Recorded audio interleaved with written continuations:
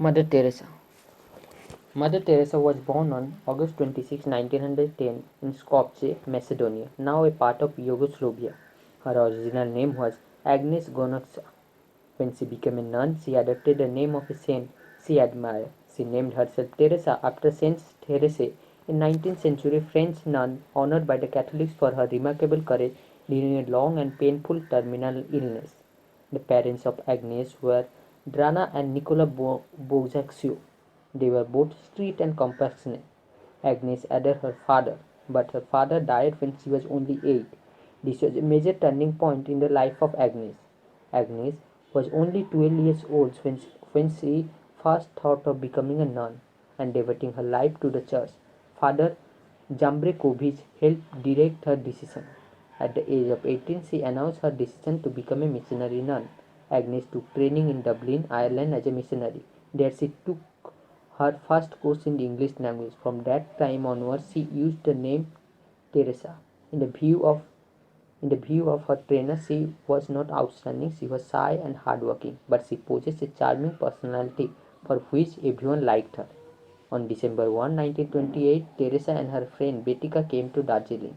There she took training at the Loreto convent. After 2 years of intensive study at Loreto history, prayer and mission work, she took her first vows promising to live a life of poverty, chastity and obedience, and was ready to teach at the convent school in Darjeeling. Sister Teresa taught in convent and assisted the nurses in Bengali hospital. For the first time she came face to face with relentless human suffering and she had heard and read about. Then she came to Calcutta to teach geography and history at St. Mary's School. Subsequently, she was appointed head of the institution. From then on, she would be known as Mother Teresa. At that time, Calcutta was full of slums. The life in the slums was not decent.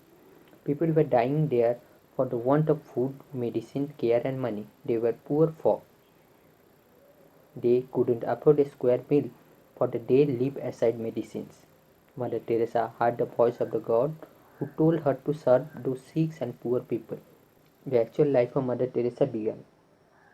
Catholic Church brought a residential home whose address was 54A Lower Circular Road.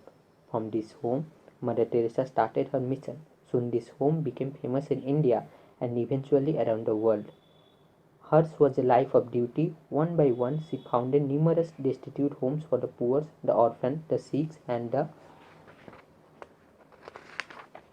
dying. Her charitable homes extended beyond Calcutta. She even opened Santinagar, a home for the lepers. She was not afraid to treat leprosy patients. She was engaged 24 hours a day in the service of suffering humanity. Still, she had always a smile on her lips. Smiling, Teresa said, is the beginning of love. News of Mother Teresa's amazing success spread beyond India to rest of the world. Nuns from other cities joined her order and under her direction opened houses in Europe and the United States. She established treatment centers for drug addicts and alcoholics too. In 1980s, more houses opened in Europe, Africa and United States and South America. Time magazine called Mother Teresa a messenger of love and gave its readers a glimpse into the life of a living saint. As she aged, she suffered from heart ailments which slowed down her work. In spite of her heart attack in 1983, Mother Teresa kept on working and traveling.